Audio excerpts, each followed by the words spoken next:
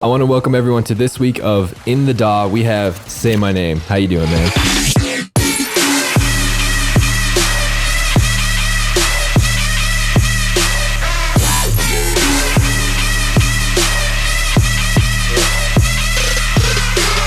Great. Doing good. Doing great. Thanks for having me. And we have both of the interns here, which has never happened before. We have Cole Parkey, who goes by Maverick, and Sawyer Green, who just got engaged. How are both of you doing?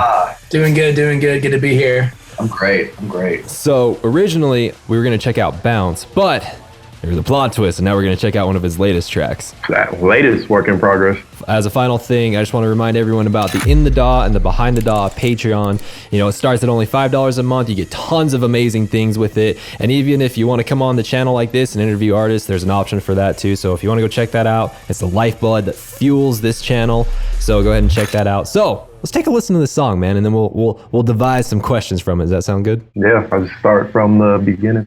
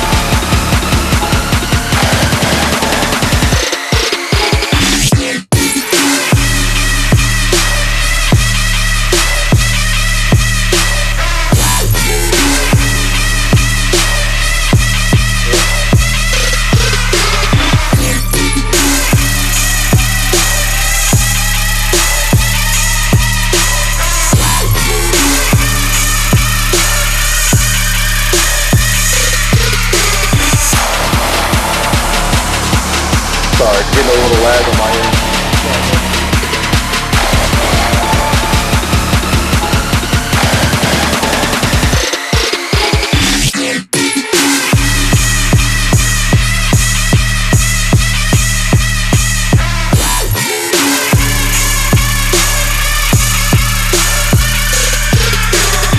Yeah, so that's the track I'm working on right now. Trying to stop it. That is spicy. Dude, that is awesome. Yeah, That's fantastic. that is deliciously dark. Thank you. Yeah. Like, what was the song kind of written for? Are you planning on having somebody rap over the intro portion to kind of create a hook? Definitely the whole, all the way up to the build. The first, like 16 bars, basically built for a rapper. Kind of like the beat is like kind of like a Migos style beat. The beginning lead that you had, so like in the rap part of the verse, like the little instrument that you have going on, what is that? That's actually a sample I found on Splice. Ooh. I really couldn't like mimic it, so I took it and kind of rearranged it, and then cool. just put the beat around that melody. What do you know where on Splice, like what pack you got it from? Splice is absolutely magical. Yeah. If anybody doesn't know about it, you need to get an account.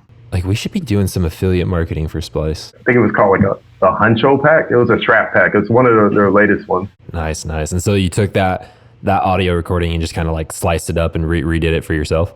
Yeah, and added the drums, percussion, and then everything else, the drop and build. But started with that melody as a basis. Your, I guess, downbeat, those big downbeat growls, those big synths, are those your sound design? And what synth did you design those in, if you did? Those are samples as well. So is a lot of your sound design sample based? For this track specifically, yes. I have, like, for example, for Bounce, I mean, that would have been cool to have too. I had that main lead was a silent, like a screech that I just resampled and chopped and like edited. But I don't know, for this track specifically, it's more sample based. I wanted to give that vibe, and like I'm still fairly new to sampling through Splice, picking sounds. I mean, to be honest, I was against really using, it's just ironic because I was against using like melody packs and like other samples unless there were drums. And then I just realized there's a whole arsenal of sounds out there. So this is like kind of like a new format for me, just diving in with like grabbing different tracks from like construction kits. I'm all for samples. Dude, I mean, samples there's are so much amazing. you can do to an audio file, and whether it's just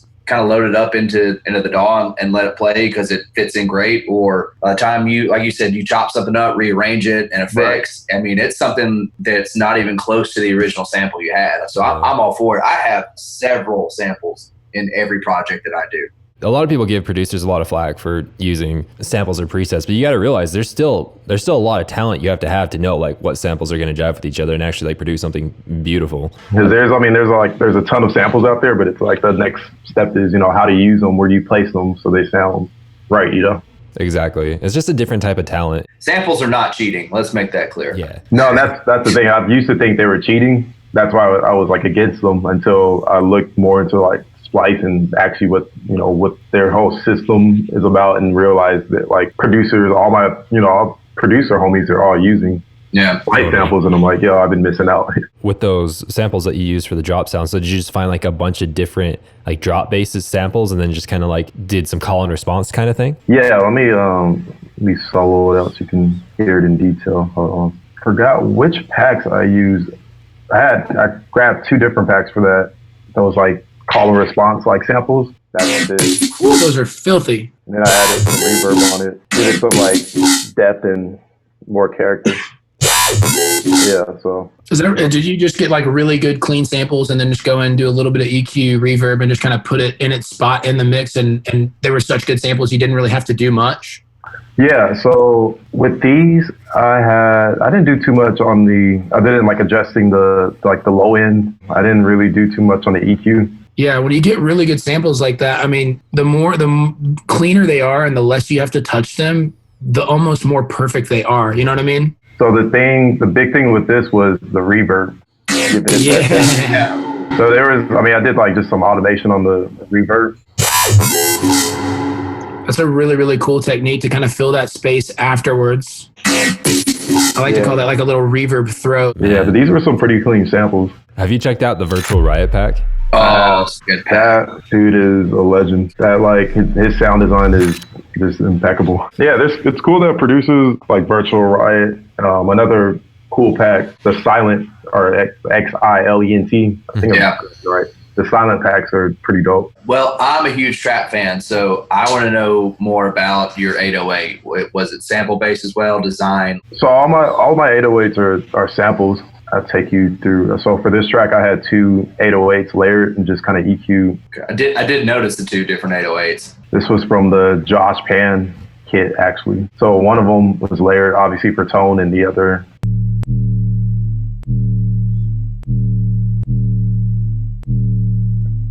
Yeah, this one I EQ just kind of cut off some of the low end. So then boosted like the low mid or the lower like mid range. Yeah. Just to give it some more tone. So here is I don't know if you guys have speakers you can hear, but so there's the distortion, saturation. Yeah. Yeah, that mixes really, really well. Yeah. Sound like a pretty hefty kick for it. Yeah, I want to hear the kick. Ooh, that transient is nice. Yeah, those go well. Yeah.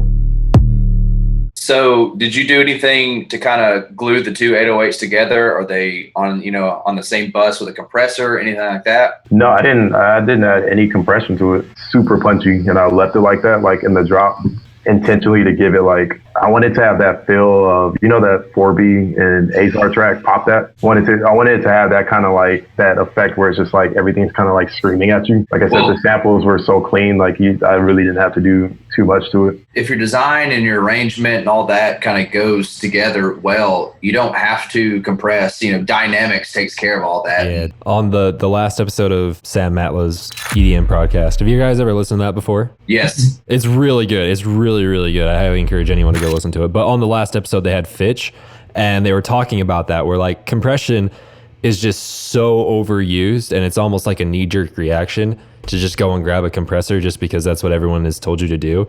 But really, a good mix, 80% of a good mix is just leveling. And then the last 20% is if you need other stuff to help out. If you don't need a compressor, dude, don't use it. Yeah, other than the 808s with the drums, I mean, layered the snares a bit, just kind of went crazy with the hi-hat. Like, I mean, hi-hats give it the balance. So you kind of, especially if you're going with the trap feel, that hybrid between, you know, something hip-hop, R&B, and actual EDM trap. If, you know, hi-hats, like I said, really get the groove established for you. I love how, like, in Reason, on the side, it shows, like, on the side of each track, it says it's like an audio file, or it says it's a plugin, and it actually, like, shows the plugin. Like, that's really cool. I've never seen that before. So is Reason what you started on, and it's just what is your comfortable tool now?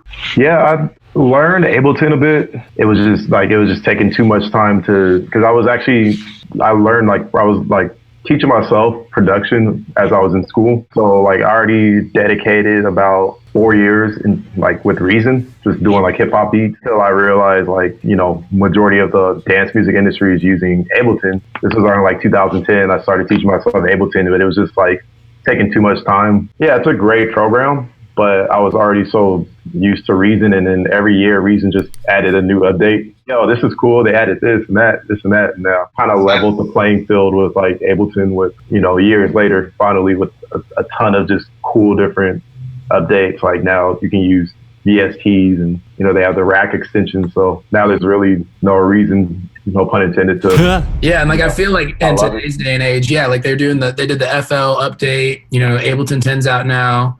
And at this point, I don't really see the battle between this DAW is better than this DAW. It's whatever you feel comfortable with. It's your canvas, it's your tool. And right. If you're fluent in Reason and this is how you make all your bangers, then who cares what you make it in? I have to preach that. I'm a Logic user, started out GarageBand. Oh, okay, cool. When it was time to, move on, I was like, well, it was the affordable route, Totally, $200 for Logic. And like you said, as long as you know the software you're working in and what can really increase your workflow. This day and age, the internet and file sharing has made it so easy for people from one DAW to the next to work together. So, I mean, there's Splice, there's, Google Drive. I mean, if you can bounce out a good audio file, then you can send it to your friends, and collaborations are limitless. So what are some really cool features of Reason? One of the coolest features, I think, is the... Because you really are. You are the first person that I've ever talked to. You can rewire everything, manually. It has that. That's really cool. So you can do your own routing within it and change things completely, almost like an analog synth or some sort.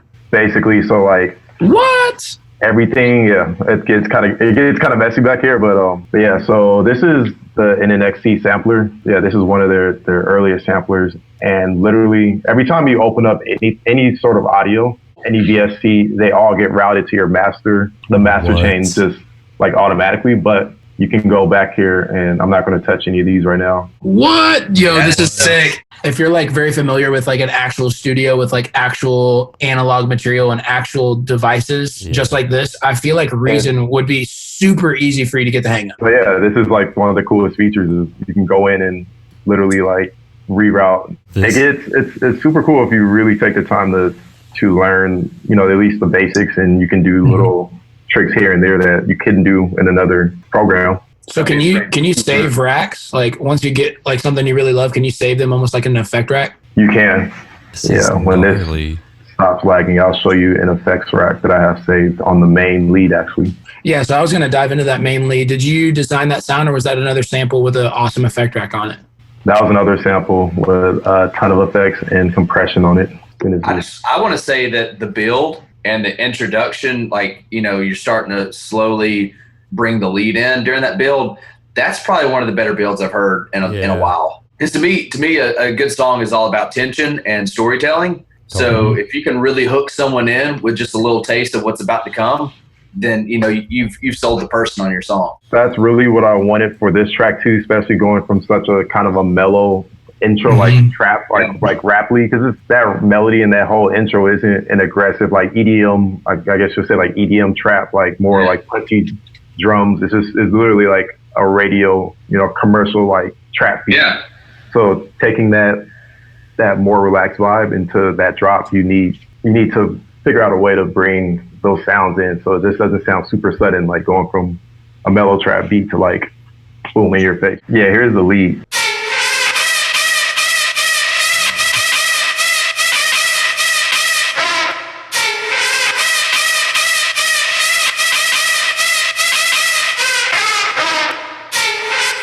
This lead is like a super sharp lead. First off, the big thing, if you hear any of my tracks, I'm really big on like messing with the reverb, boost it, the lows just a little bit, and then really slightly boost it the highs, because this like literally this lead is like, it's a super sharp. It was from the I think it was the Henry Fong pack. The cool thing about this one is the side chaining on it. So I did this little trick that I do in Reason with the side chain, where I just kind of clip the audio in the front and like give it a dip. So you're almost like manually drawing in a little bit of a sidechain right there.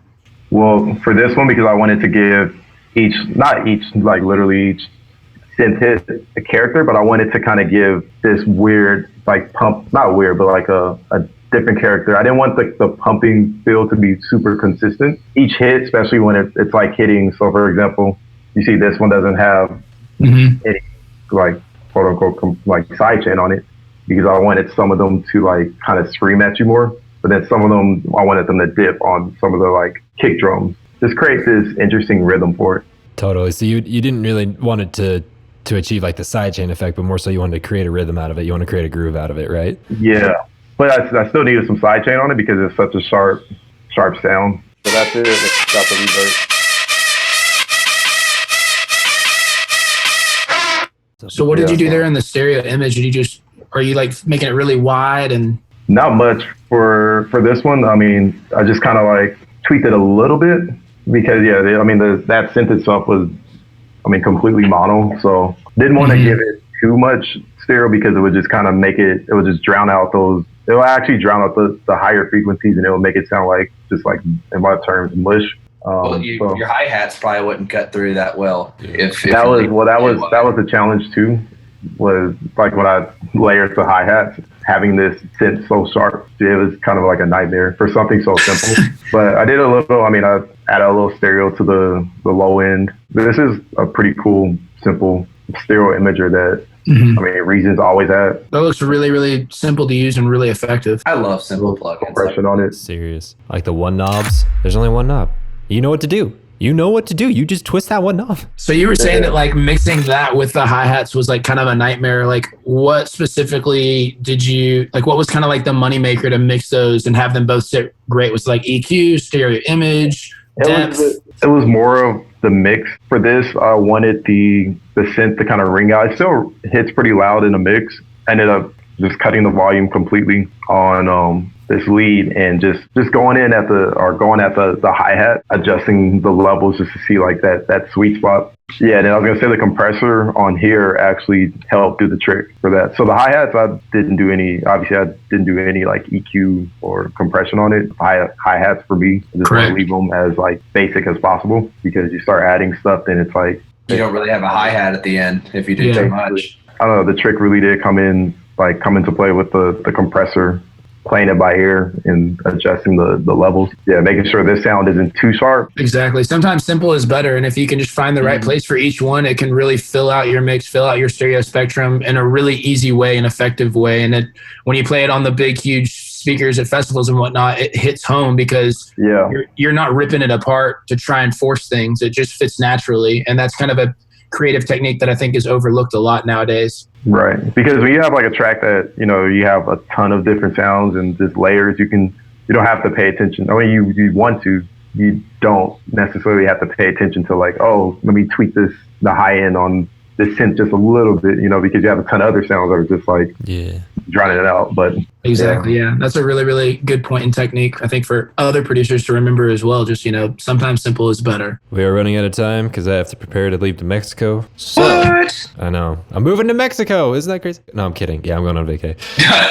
I was gonna say real quick, I did add some white noise on this synth too, a little bit, just to kind of give it some more character. That's a little trick I use sometimes. Oh, lovely. Very super subtle, but it like I can hear a difference. A little trick, I'm gonna jump in because you added white noise. What I've started to do with my which you might want to try, I've started layering pink noise, because it's actually the spectrum of pink noise is actually pertained to the human ear of hearing. My thinking of this is that if I can layer some pink noise with it, it's going to be a little bit more tonal with my song, and it's not going to hit those harsh frequencies. So I'll layer that sometimes, like maybe like subtly in the drop to fill that space. You know, some people are like, how did you fill the space of your drop? Yeah, just layer a little bit. I mean, you can have it down to maybe like, you know, negative 12 dB, and it just kind of fills and puts a little bit of a playing ground for your drop. So right. I would test that out. It's really fun. Well, I think that goes along with the whole pink noise mixing theory as well. Yeah. Correct. You know, that's where I got it from. Someone really trying to dial in their ears, you can set a test oscillator with pink noise to whatever dB you're trying to mix down to, and kind of compare your lead with that pink noise and kind of help train your ears for how to start mixing properly. When can we expect to be able to stream Ice Tray? Hopefully soon. This is, like I said, this is one of those tracks that, I mean, it's going to be a process because I want to find a vocalist or a rapper, but the instrumental will definitely be in my set. What was the big turning point in your career that you noticed? Because I've been following you since your Barney theme song remix days. Wow. I'm telling you, man, like this is a little fanboy moment. Like I've been following you for a long time. So like, what was the big realization for you? The big realization for me was, and I actually played Nocturnal Wonderland in 2016. That festival really changed a lot for me because, you know, with the live set, I recorded the set, and that gave me an opportunity to show my fans, like, look, this is a festival Say My Name set. And it just spread like wildfire. And that was like, you know, people still talk about that set as like their favorite Say My Name set. And I played, you know, Hard Summer, EDC, and they're still like, nah, Nocturnal, that's it. So I think that was the turning point where I think a lot of fans realized my style on a bigger level, a bigger platform. Exactly. And I mean, like you created your own genre, and I think that was something special. And then when you hit that platform, you just completely shined and just poked it through. That's just a big inspiration to me, and I think a lot of other people. Well, say the roles were reversed and I was showing you this song. Is there anything that is like, is there any feedback that you'd want to give me about this song? You're like, well, maybe you want to fix this. Maybe you want to change this. Maybe go back and clean up the sidechain rhythm on that main lead. Could be a little bit crisper. And usually we give you feedback on your song, but I have to go. That's why I asked you to give you feedback on your song. Yeah, I mean, if you guys have want to shoot feedback via email, totally. It's still a work in progress. I'm all for it. I know we kind of ran out of time. Do you guys want to ask the final most important question? Cole, Sawyer, do you want to take it? Yeah, I'll get it, Sawyer. Okay, Sawyer. So, say my name. Did you have a good time? Oh, Did you have fun? I did. This was the first interview of its kind. I've never done, like, I've never broke down a song, or I've talked about my tracks in interviews, but I've never did it on this platform. And this is like a really cool way, I think, to show other people, you know, my workflow, even for fans who are going to catch this video. You know, this is a super dope concept. And I was watching the other videos. I was just scrolling through your guys' channel. You know, I like what you guys are doing. Thank you so much for watching this episode of In the DAW. We really hope you enjoyed it. Did you enjoy the questions that we asked, or is there other ones you would have liked? Make sure to check out these other episodes we have on the screen. Like, comment, and subscribe, and we'll see you next time on In the DAW.